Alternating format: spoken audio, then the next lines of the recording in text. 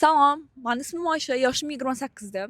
Hozirda Amerikada 2 yildan ortiq yashab kelmoqdaman va 28 yoshgacha bo'lgan 3 ta xatoim haqida sizlarga aytib o'tmoqchiman. Agar siz mendan yosh bo'lsangiz, shu xatolarni qilmasligingizni tavsiya qilaman. Birinchisi, noto'g'ri yo'nalish tanlash. 20 yoshimda Janubiy Koreyaga bordim va bakalavrni ingliz tili va adabiyot yo'nalishida tahsil oldim va bu eng noto'g'ri tanlov bo'lganini endi angladim. Chunki ingliz tili va adabiyot yo'nalishi bilan siz hozirgi vaqtda yaxshiroq joyda ishlashingiz amri mahol. Chunki ko'pchilik ingliz tilini biladi. Sizda tanlov, ishga kirish tanlovi juda ham kam. O'zbekistonga agar O'zbekistonni nazarda olsam, O'zbekistonda siz yaxshi joyda, ya'ni ingliz tili o'qituvchisi bo'lishingiz mumkindir. Balki yaxshiroq joyda ishlashingiz mumkin, lekin chet elda unaqa emas. Chunki bu yo'nalish bir tiyinga qimmat. Xo'sh, ikkinchisi bu qimor.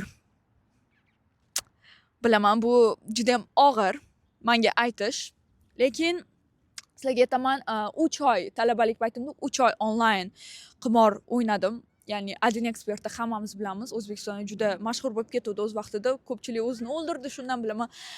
Va men shu o'yinni o'ynadim. Ko'p narsa yo'qotdim. Bu bilan nima demoqchiman? Vaqtimni.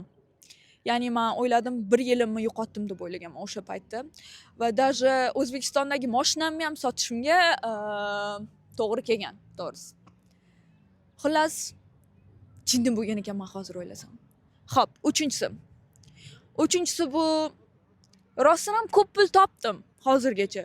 Lekin nimaga ko'p pul to'plamadim? Faqat sarflanma. Nimaga shuncha pul ketdi? Tushunasizlarmi? O'zimga investitsiya qilganman-da, lekin yetarli darajada qilmaganimni hozir tushunib yetdim. Aytamiz biz, bugun yasha, ertaga o'lasan, shunaqa, lekin kelajakni ham o'ylash kerak ekan, chunki hayotda har qanaqa hodisalar bo'ladi. Aytishadi-ku, 1000 ta do'sting hozirgi vaqtda 1000 ta do'stdan ko'ra cho'ntakdagi pul yaxshiroq. Chunki do'sting seni ko'ra olmasligi mumkin yoki nima dedi? Kerakli paytda senga pand berish mumkin, lekin pul hech qachon. Pul qancha ko'p bo'lsa shuncha yaxshi ekan, xullas. Men 18 yoshdan 25 yoshgacha bo'lgan do'stlarimizga, singillarimizga, ukalarimizga shuni maslahat bergan bo'lardim. Pulingizni ko'p sarflamang, to'plang.